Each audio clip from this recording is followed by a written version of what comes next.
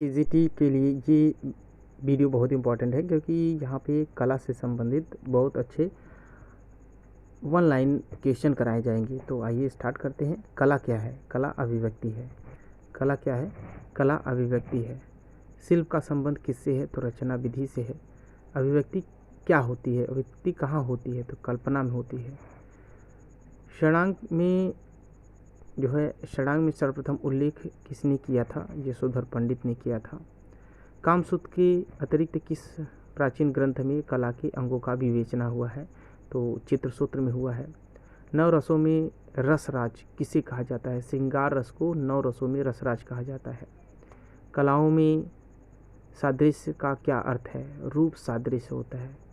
कलाओं में जो सादृश्य होता है वो रूप होता है। खड़ंग जो है, षडांग जिसे कहते हैं, में अनुपात के लिए कौन सा शब्द प्रयुक्त हुआ है? प्रमाण शब्द प्रयुक्त हुआ है। नाट्यशास्त्र के अनुसार भावों की संख्या कितनी है? तो नाट्यशास्त्र के अनुसार भावों की संख्या 8 है। तो शांत रस को यहाँ पे रस नहीं बताया गया है। भरत मुनि ने नाट्यशास्त्र में शांत रस को रस नहीं माने हैं। तो लावण्य का मोती की तरलता के समान किसने बताया है? लावण्य को मोती की तरलता के समान रूप गोस्वामी ने बताया है। दृश्य कलाओं में अंतराल में क्या तात्पर्य है? रिक्त स्थान को अंतराल कहा जाता है। किसी शून्य अंतराल में सक्रियता कब उत्पन्न होती है? केवल एक बिंदु रखने से। ऊपर की ओर जाने वाली रेखाएं क्या प्रभाव प्रदर्शित करती है? तो महत्वाकांक्षा प्रभाव प्रदर्शित करती हैं। कुंडलित रेखाएं क्या व्यक्त करती हैं? लयात्मकता व्यक्त करती हैं। हेचिंग किसे कहते हैं? रेखावर्तना को हेचिंग कहते हैं। चित्र में कर्णवत रेखाएं किस भाव को व्यक्त करती हैं? गति जो होता है, तो कर्णवत रेखाएं जो होती है वो गति को व्यक्त करती हैं। वर्गाकार आकृति किस भाव की प्रतीक होती है? कठोरता का प्रतीक होती है वर्गाकार रेखाएं। निरंतर गतिशील युक्त सौंदर्य किस प्रकार की आकृति से व्यक्त होती है? वृत्त से। किस पर्वत, सर्प, लहरें आदि रूपों में किस प्रकार की रेखाएं बनती हैं? लहरदार रेखाएं बनती हैं। आकृति की रचना किस तत्व से नहीं होती है? तो अंतराल से नहीं होती है। किस प्रकार की आकृतियाँ सादृश्य मूलक नहीं है? अमूर्त जो है वह सादृश्य मूलक नहीं है। ग्वास रंगों की प्रकृति कैसी होती है? अपारदर्शी होती है। नारंगी किसका पूरक रंग है? तो नीला का नारंगी पूरक रंग है। बैगनी रंग किसका पूरक रंग है? पीला का पूरक रंग बैगनी है। विकास एवं प्रजनन की प्रतीक कौन सा रंग है? हरा रंग जो है विकास एवं प्रजनन का प्रतीक है। बॉडी कलर क्या है? तो शीत मिश्रित रंग जो है वो बॉडी कलर यानी स्किन कलर होता है। ओस्टवाल के रंगों के चक्र में कितने रंग पाए जाते हैं? 8 चक्र पाए जाते हैं।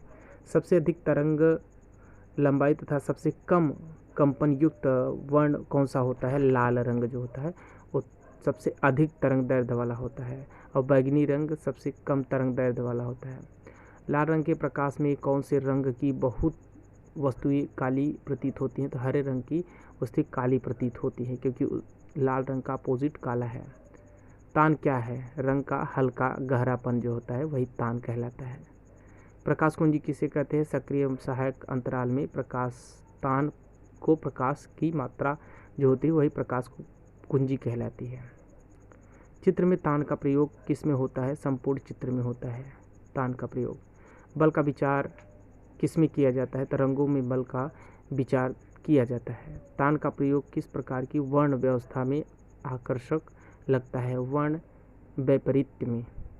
किस विधि से निर्मित चित्र में तान का प्रयोग संभव नहीं है? तो रेखा चित्रों में तान का प्रयोग नहीं है, यानी रेखा खींच के जो बनाया जाता है उसमें तान का प्रयोग नहीं होता है। वलय यानी टेक्सचर क्या होता है? तो धरातलीय बनावट जो होता है वही टेक्सचर कहलाता है।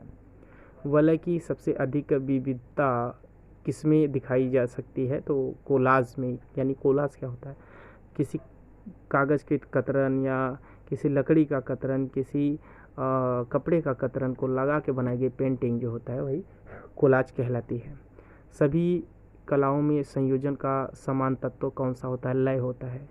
किसी विशेष गुण पर बल देने के लिए किस अंतराल का प्रयोग किया जाता है? तो पुनरावृत्ति का प्रयोग किया जाता है।